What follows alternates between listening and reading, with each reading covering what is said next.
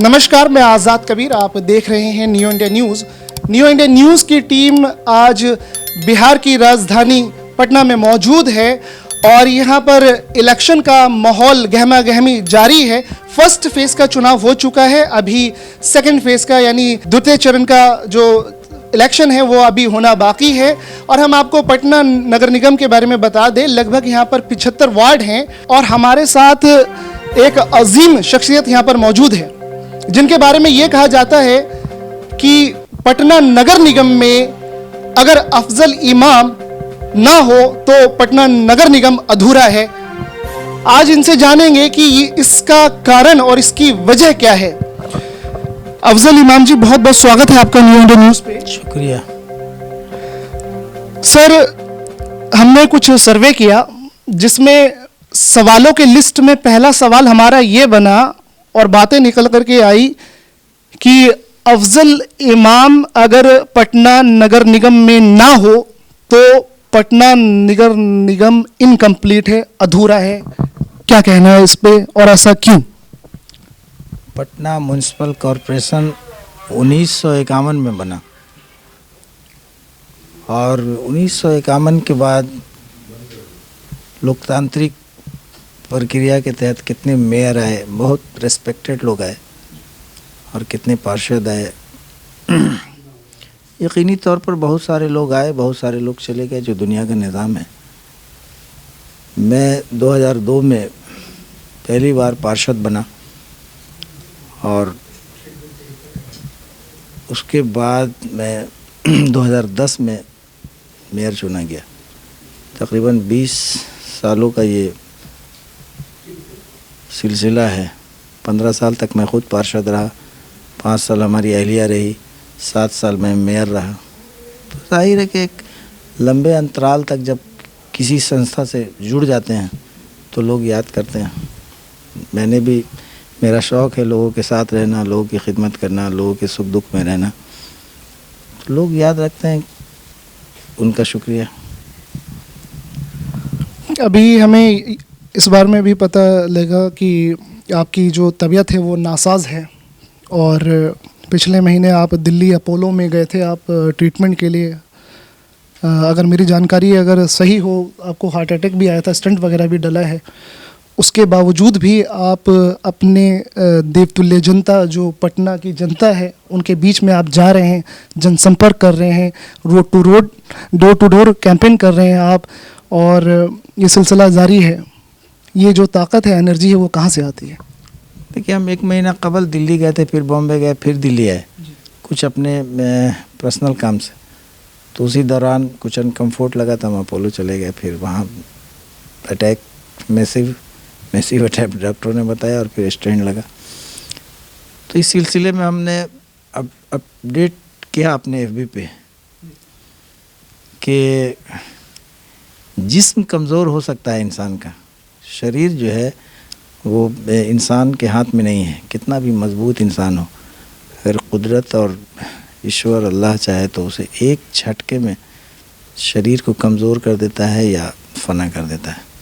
लेकिन इंसान की जो ताकत है, अज़्म, इरादा, ये अपनी ताकत है जो ईश्वर के द्वारा ही मिलती है, अल्लाह के ज़रिए। लेकिन इंसान इस अज़्म पर मुस्तकिल अगर खड़ा रहे कि मुझे लड़ना ही है, मुझे जीतना ही है, जो लड़ता है वो जीतता है।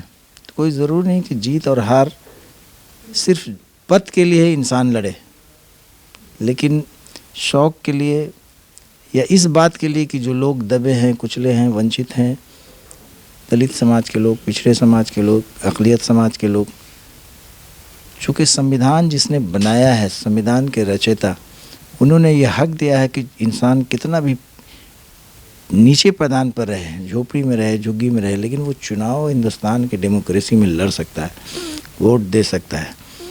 तो उस हक को और आने वाली नस्लों को ये नसीहत देने के लिए भी चुनाव मैं लड़ रहा हूँ या मेहनत कर रहा हूँ कि मैं रहूँ न रहूँ, लेकिन जो वंचित समाज के लोग हैं उनका काम सिर्फ वोट देना नहीं है बल्कि वोट लेना भी है।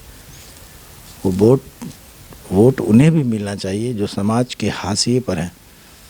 बल्कि ऑनरेबल सुप्रीम कोर्ट ने जो भी गाइडलाइन दिया है इसी विषय पे दिया है वैसे लोग भी पार्टिसिपेट चुनाव में करेंगे जो जीत नहीं सकते, जिनकी आबादी कम है, जिनके पास इकोनॉमिकल पोजीशन जिनका बेहतर नहीं है, जिनका पॉलिटिकल स्टेटस बेहतर नहीं है, जिसके विधायक कम हैं, जिसके एमपी कम हैं, तो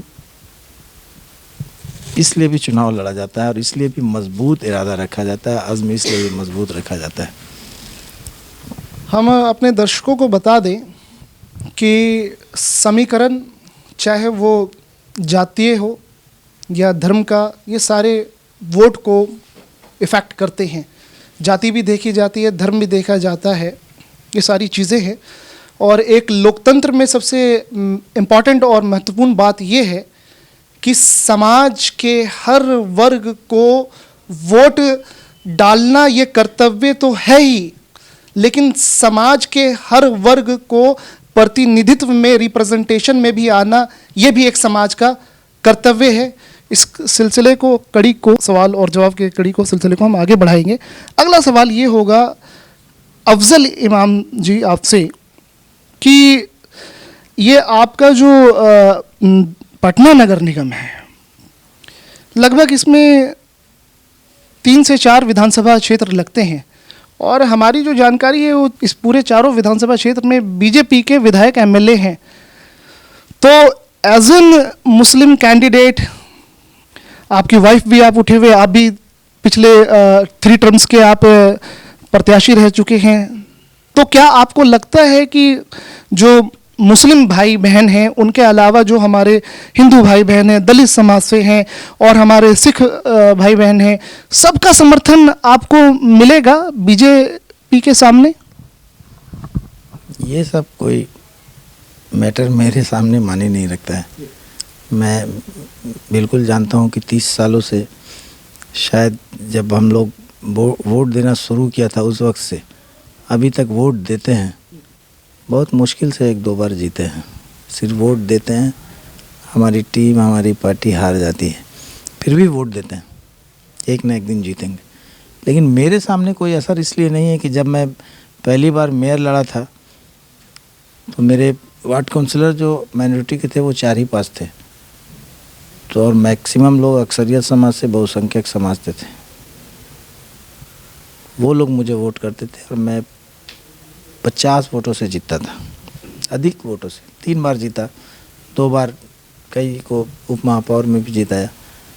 तो जो समाज का ताना बना है या जो मेरे इर्द गिर्द मोहब्बत है, जो हमारी टीम है, जो मैंने कार्य किया है, जो लोगों का विश्वास रहा है, मैंने चुनाव में, चूँकि मैं बहुत ऐसे घर का नहीं हूँ जिसके पास पैसों का पहाड़ हो, मैं सामान्य घर से हूँ, खाता पीता घर से हूँ, बहुत मध्यम परिवार से हूँ और जनरल स्कूल में पढ़ा है, स्कूलिंग हुआ है हम लोगों का पटना शहर में, और एक हॉस्टल था किशनगंज इंसानी स्कूल में, उसमें। तो हम लोगों ने इलेक्शन विदाउट पैसा लड़ा है, उसमें पैसों की जगह नहीं थी, पैसे थे ही नहीं, और विदाउट पैसे की बुनियाद पर इतने बड़े शहर में जो बिहार की राजधानी है, और फिर उस दौर में यहाँ तो उस वक्त सरकार भी उन्हीं की थी जिनकी आज देश में सरकार है। लेकिन मेरे सामने ऐसा नहीं हुआ कि हमारी टीम मजबूत थी, लोगों का फेथ था, लोग हम पे भरोसा करते थे, यकीन करते थे। तो इसलिए आज भी जो असर है समाज में, तो कास्ट और जाति और धर्म वो सब मानी नहीं रखता है हमारे लिए। मेरी चमड़ी थोड़ा मोटी है और उस पर असर नहीं होता है, तो हम समझते हैं कि सब, यानी अफजल इमाम साहब के लिए कास्ट, जाति और रिलीजन, धर्म मैटर नहीं करता है। अगले सवाल हम आपसे लेंगे। हमें ये भी जानकारी मिली कि जो आपके नगर निगम में लगभग आपने 1800 लोगों को आपने उनको अपॉइंट करवाया, रोजगार दिया है। कितना कितनी बात ये सही है, क्या कहना है इस पे आप? नहीं, मैंने आपको गलत जानकारी है। मैंने हज़ारों लोगों को हमारे दौर में उनको जराए माश से जोड़ा था, यानी नौकरियां मिली थी। 1800 जो थे वो अनुकंपा पे बहाली हुई थी। जिनके माँ या जिनके पिता का देहांत हो गया और जो अनाथ हो गए, जो यतीम हो गए, वो उनको नौकरियां बरसों से नहीं मिल रही थी, जबकि उनका हक था, उनका फंडामेंटल राइट है। कानून ने उन्हें हक दिया है कि एक बाप या माँ नौकरी में हम मर जाए तो उनके बच्चे को अनुकंपा के आधार पर रखा जाता है। जबकि यहाँ मजदूर काफ़ी गरीब होते हैं, बहुत कठिन कार्य करते हैं, बहुत मेहनत का काम करते हैं, सुबह मॉर्निंग 6 बजे से 5 बजे से 2 बजे तक।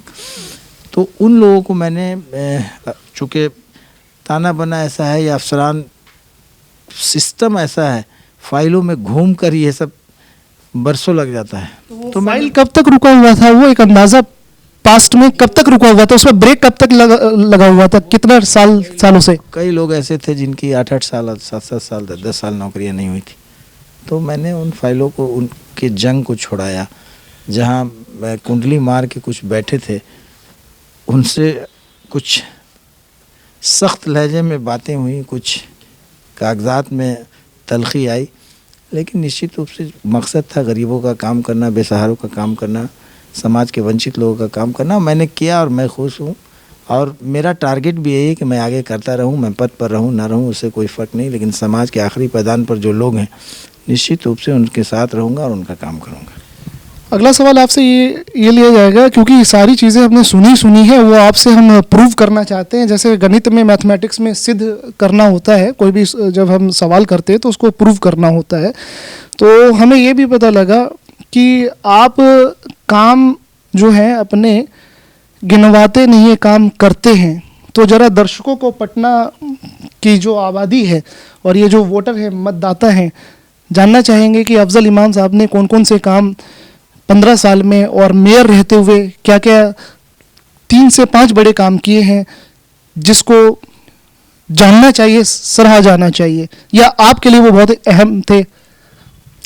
पटना म्यूनसिपल कॉरपोरेशन बहुत रिनॉल्ड कॉरपोरेशन, और यहाँ बताया आपको कि बहुत रिस्पेक्टेड लोग मेयर रहे हैं।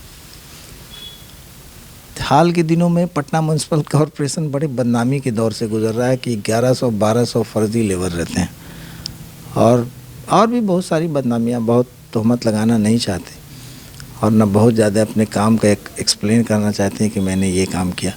लेकिन एक बात ये कहेंगे कि मैं जिस काम के लिए लोगों ने मुझे चुना था, जिस उम्मीद से पार्षदों ने मुझे मेयर बनाया था, उस उम्मीद पर खड़ा उतरने का प्रयास किया ईमानदारी के साथ।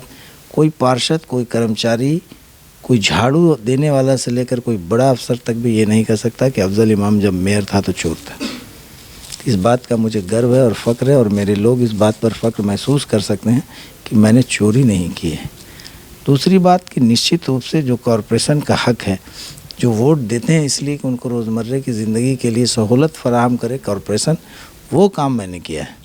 और आने वाले दिनों में भी कॉरपोरेशन और बेहतर हो, शहर और ख़ूबसूरत हो, चूँकि मेरा शहर है और मेरा शौक़ है कि मेरा शहर बेहतर हो। जी बिल्कुल। पटना बिहार की राजधानी भी है और पाटलिपुत्र भी इसका पहले कभी नाम हुआ करता था, और बहुत बड़ा योगदान है इतिहास में इसका, नालंदा का। तक्षशिला तो अब चला गया उधर। तो पटना को अगर यहाँ की जनता ने, यहाँ के वोटर ने अगर आपको दोबारा समर्थन और प्यार दिया, अगर आपको मेयर बनाते हैं, तो यहाँ पे 2 से 3 बड़े बदलाव, सबसे पहले वो आप क्या करना चाहेंगे? पटना शहर का नाम तो पटना ही रहने देंगे, दूसरे शहरों नाम नहीं बदलेंगे। दूसरे शहरों की तरह पटना का नाम नहीं बदला जाएगा। ये कटाक्ष तंज कस रहे हैं, हाँ? तो तय है नाम बदलने वालों को, ये तो तय है। लेकिन जो ज़रूरियात है पटना की, पटना खूबसूरत हो, इसके लिए पूरी कोशिश की जाएगी। इलेक्शन के वक्त अपना वादा गिनाना, चूँकि हर पॉलिटिकल पार्टी अपना एजेंडा तय करती है, लेकिन उन एजेंडों में 2, 4, 10 पूरे होते हैं, बाकी छूट जाते हैं। नहीं, फिर भी अगर टॉप उंगलियों पे अगर हम जो यहाँ की जो बेसिक ज़रूरत है, जो बदलाव, जो काम होने चाहिए, यकीनी तौर पर कॉरपोरेशन की जिम्मेदारी ये है कि लोग साफ़ पानी पिए, बेहतर सड़क पे चले, जल जमाव ना हो, लोगों को घर तक पानी पहुँचे, हर वो घर तक जो आखिरी पैदान पर भी है, जो लोग झोपड़ी में रहते हैं उन्हें भी पानी पीने का हक है, जो बड़े बिल्डिंग में रहते हैं उन्हें भी पानी पीने आप का। नीतीश जी का विजन बता रहे हैं, नीतीश जी का नहीं, ये नीतीश जी काफ़ी पढ़े लिखे आदमी हैं और अच्छा गंगा जल पहुंचाएंगे वो। हर अच्छा काम बिहार के लिए उन्होंने किया है। तो विज़न तो बड़ा होना ही चाहिए, और बड़े लोग से अगर विज़न मिले तो और बड़ी बात है, अच्छी बात है। तो लेकिन जो जिम्मेदारी है कॉरपोरेशन की, उसके तहत चूँकि नगर निगम ऐसी संस्था है जो ज़िंदगी का सर्टिफिकेट पैदाइश का भी देती है, जन्म प्रमाण पत्र, और मौत का भी सर्टिफिकेट मिलती है। तो रोज़मर्रे की सारे काम नगर निगम से जुड़े हैं। तो निश्चित रूप से, और लोगों का जो ये होता है उम्मीद, लोगों की उम्मीदें वाबस्ता है नगर निगम से बहुत ज़्यादा। तो नगर निगम बेहतर काम करे, ऐसा मेरा उम्मीद है। मैं अगर जीतूंगा तो निश्चित रूप से शहरवासियों को उनकी, ये जो आप अभी सफाई का मामला देखते हैं, डोर टू डोर हर घर से कचरा उठा, इसका प्रारंभ भी मैंने ही अपने वक्त में किया था। अच्छा, आपसे शुरू। जाहिर है रात में सफाइयाँ होती है आजकल कॉरपोरेशन पटना नगर निगम, इसका भी प्रारंभ मैंने ही किया था। बहुत सारे ऐसे काम हैं। तो जो अच्छा लगता है, आइडिया था। कुछ ऐसे भी काम भी थे जिसको मैंने किया था, लेकिन वो फाइल में ही अटक के रह गया, उसका इम्प्लीमेंट मेरे बाद नहीं हुआ, चूँकि हम मेयर नहीं रहे। मैंने शहर में ऐसे शौचालय को पारित किया था बनाने के लिए, जो शौचालय दिल्ली और मुंबई में नज़र आते हैं, जिसमें पब्लिक को, आवाम को एक पैसा भी नहीं लगता है। वो शौचालय स्वच्छ होते हैं, साफ़ होते हैं, और जन सेवा के लिए, जन सुविधा के लिए आम लोग उसमें जा सकते हैं। लेकिन वो नहीं हो पाया, चूँकि आजकल थोड़ा पता नहीं किस लेवल से काम होता है। शहर में देखते हैं कि शौचालय आजकल प्लास्टिक का कहीं पे खड़ा है, उसमें उसको कोई यूज़ नहीं करता है। उसमें ख़ास करके महिलाएं तो जा ही नहीं सकती हैं, चूँकि कोई अंदर गया बाहर से बंद भी कर देगा, वो गिर भी जाएगा, तो वो यूज़ नहीं होता। लेकिन कई जगह पर खड़ा है। बायो टॉयलेट नहीं, बायो टॉयलेट है, लेकिन उसका यूज़ नहीं है, और हमको लगता है कि उसमें वो कुछ उसका बेसिक दाम कुछ है, और उसको ख़रीदा जाता है बहुत बड़े पैमाने पर। पता नहीं फासला कितना होगा, चूँकि एजेंसियां जितनी आती है पैसों का फासला बढ़ता रहता है, उससे समाधान नहीं है। तो अगर शौचालयों की यथा स्थिति अभी अगर बात करें, जैसे आपने, क्योंकि ऐसा लगता है कि आप इंडिया के हर शहर, हर सिटी में आप घूमते हैं और नज़र रखते हैं वहाँ के म्युनिसिपल कॉरपोरेशन पे, और ये जो बड़ा बदलाव आप शौचालय का आप लाना चाहते हैं कि जगह जगह मुफ्त में शौचालय, जो कि बेसिक दैनिक जीवन में, डेली रूटीन में सबकी बेसिक ज़रूरत वाली चीज़ है, तो क्या पटना में ये चीज़ सुविधा उपलब्ध नहीं है? मैंने किया था इस काम को, इसका इम्प्लीमेंट नहीं हुआ, ज़मीन पर उतरा नहीं। मैंने महिलाओं के लिए अलग शौचालय को भी पिंक टॉयलेट वगैरह का भी किया था, लेकिन किया है उसको, फाइलों में फाइलों में दब गया। फाइलों में मौजूद है वो लिखावट मेरी, लेकिन वो धरातल पे वो पर नहीं उतरा। जिम्मेदार किसे मानते हैं? कौन है इसका जिम्मेदार? सिस्टम है ना, इसमें जो चुने हुए लोग हैं और जो अफसरान हैं। चूँकि अफसरान को इम्प्लीमेंट करना था इसका, इनको तो समीक्षा करना था जो नए आए कि वो क्यों, लेकिन इम्प्लीमेंट उसका होना चाहिए अच्छे कामों का, चाहे कोई भी करे। मैं जितना प्याव अभी नज़र आते हैं पानी पीने का, चूँकि अब चौराहे पर, सड़कों पर नल नहीं लगता है। पहले 30 साल 40 साल पहले नल होता था कि कोई भी मुसाफिर पानी पी ले, वो अब नहीं है। चूँकि इसमें पानी गरीब लोग पीते हैं, बड़े लोग बिस्लेरी का पानी पीते हैं आजकल, वो चौराहे पर पानी नहीं पीते। तो मैंने प्याव बनवाया था पूरे शहर में, उसमें फ़िल्टर भी लगाया था और कूलर भी लगाया था कि ठंडा पानी भी मिले, लेकिन उसका रख रखाव नहीं हुआ, वो ख़राब है।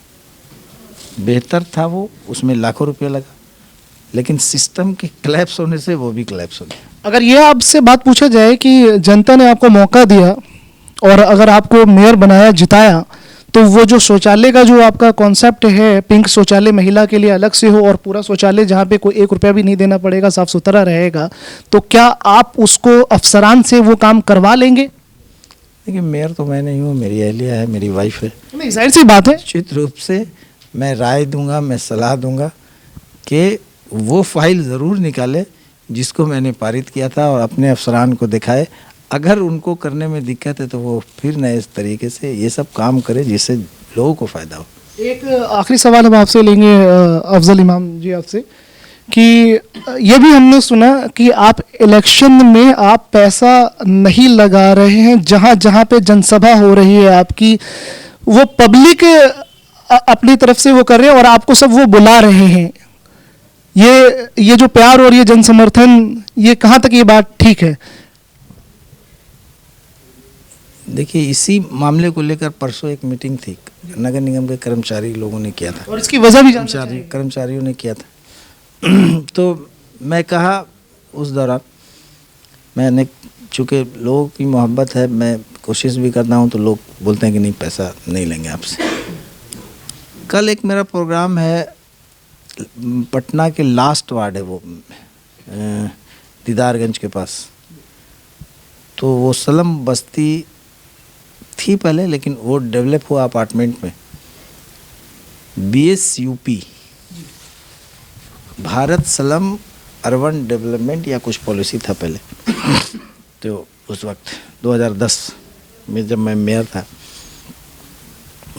तो कुछ अड़चन थी उसमें, कुछ काम बाकी था, उसको हमने मजबूती के साथ कराया, उसका उद्घाटन किया। वहाँ से बच्चे, कल कुछ यंगस्टर आए थे, उनको कुछ उनके पिताजी और चाचा ने भेजा था कि मेयर साहब को जाओ, एक बार भी यहाँ नहीं आए, उनसे बात करो।